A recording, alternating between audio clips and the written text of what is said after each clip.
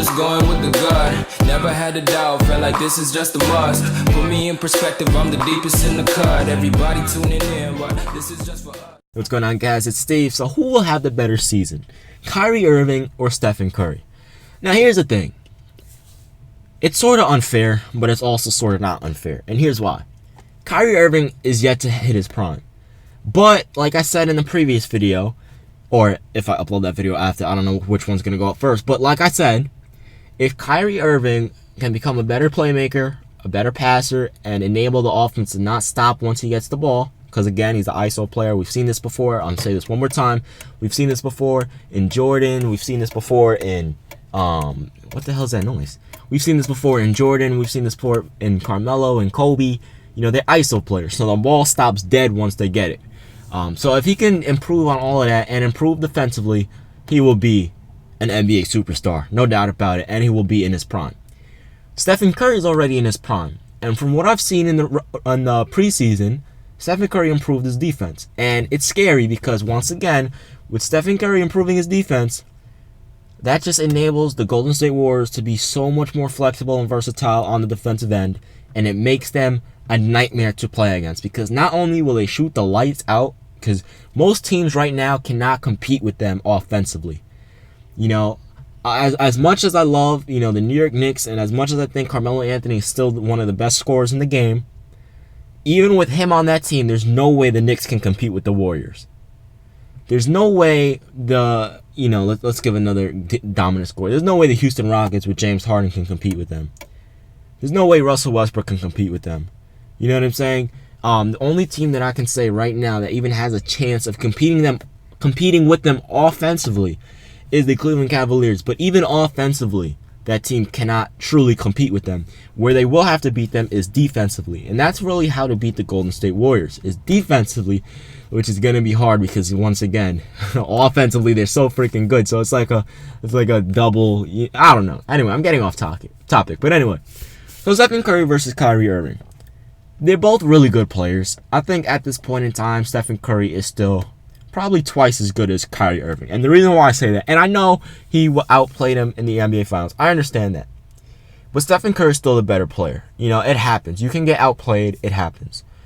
Curry's definitely, without a doubt, the better player. He's a really good playmaker. He's a really underrated passer.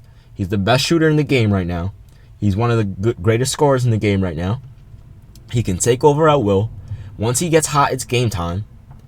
And from what I can see, he's improving defensively.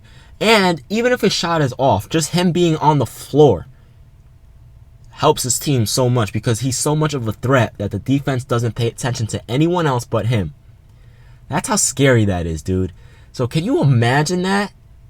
Like, that's scary. You know what I'm saying? So Stephen Curry, in my opinion, is the better player. Kyrie Irving, in my opinion, will be the better player if he enters his prime this year.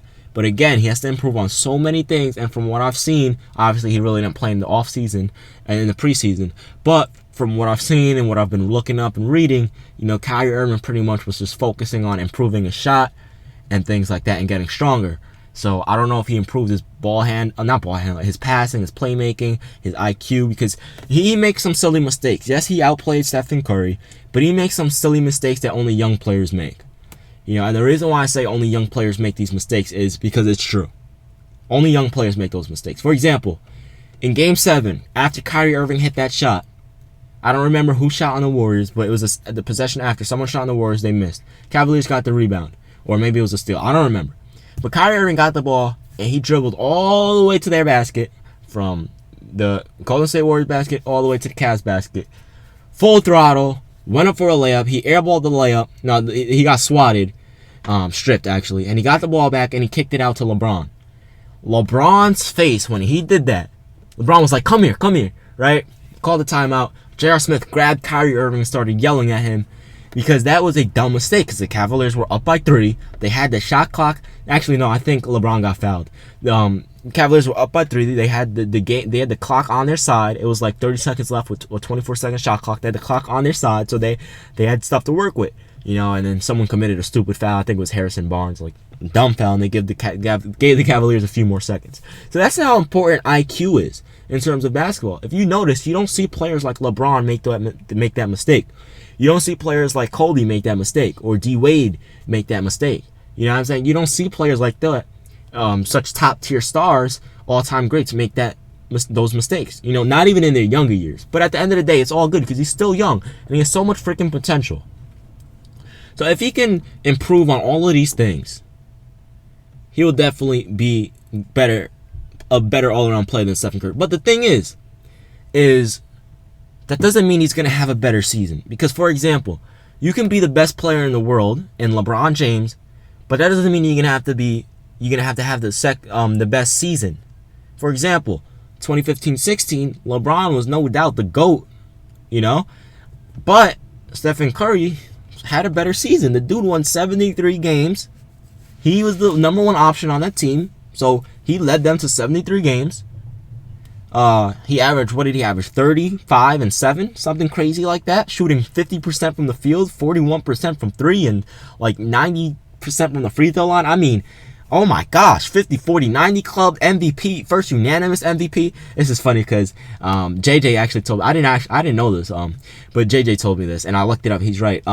Carmelo Anthony actually stole a first place MVP vote from LeBron James in 2013 because LeBron, if Melo didn't get that first place MVP vote, LeBron would have been the first unanimous MVP. I just think that's funny because, you know, the thing with me and Melo and you guys, you know, you hate when I talk about Melo. I just thought that was funny.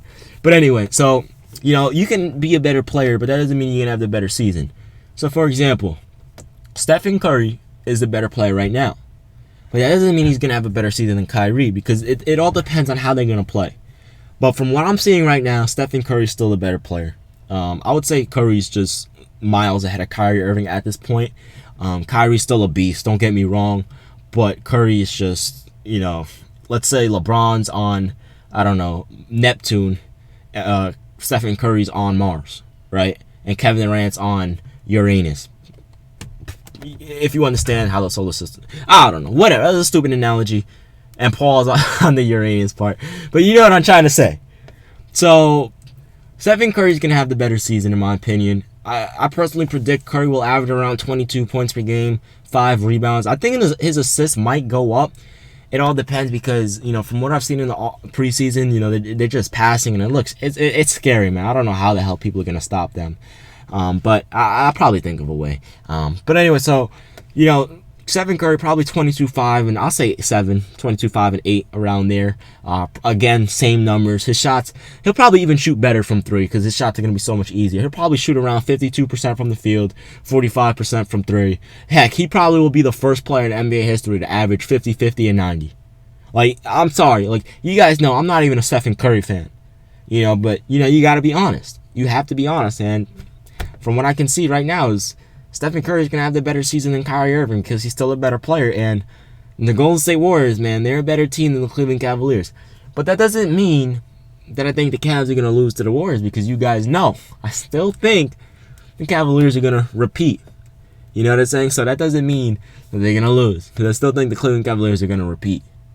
You know, so I can't wait to see them play in the finals again. Hopefully Kyrie enters his prime this year because if he does, if Kyrie Irving enters his prime this season, it's, oh my gosh, it's game over. Because LeBron has never had, oh my gosh, dude. Imagine Kevin Durant and Stephen Curry versus LeBron and Kyrie. Just based off of that, you know, I'm not going to lie, the matchups in favor of Kevin Durant and Kyrie Irving, however, LeBron James is still the best player of all time. And LeBron has never had a superstar in his prime. And like I said in the previous video, if Kyrie can enter his prime and improve on all of these things, I think he can be a superstar. You know, so at the end of the day, I think Kyrie's probably going to average around 20 points per game, 3 rebounds, maybe 4 assists, 5 assists around there. Probably less than that because LeBron and you know what I'm saying. So probably less than that. And just the type of player he is. But again, man, both exquisite, amazing, spectacular. Words can't even describe them how good those players are. But Stephen Curry is just better in my opinion, and he will have the better season. Personally, I predict the Cleveland Cavaliers will probably win around 55 games, and the Golden State Warriors anywhere from 57 to 62. A lot of people were saying, how the hell can you say they're not going to win more games than last season? How the hell are they not going to win 70-plus guys? Just because you have another superstar on your team, that doesn't mean anything. You know, I'm pretty sure they're going to slow down in this season. They're not going to go for that anymore. They don't, you know, they're going to, trust me, they're going to slow down. Steve Kerr, he better slow down because he knows what's coming for him. He knows what's coming for him. Oh my God, you got Kyrie Irving, Kevin Love, you got LeBron. Oh man, that's going to be 3 years in a row. You know what would have been better? If all 3 years, hopefully everyone stays healthy this year, but you know what would have been better? If 2015 Kyrie and Kevin Love were healthy. In 2016, Bogut didn't go down in the last game, I think it was the last game, and Iguodala didn't get injured. And this season, hopefully they stay healthy and we see them 3 years in a row. That would be epic. Anyway, I'm out of here. Let me know what you guys think in the comment section below. Peace.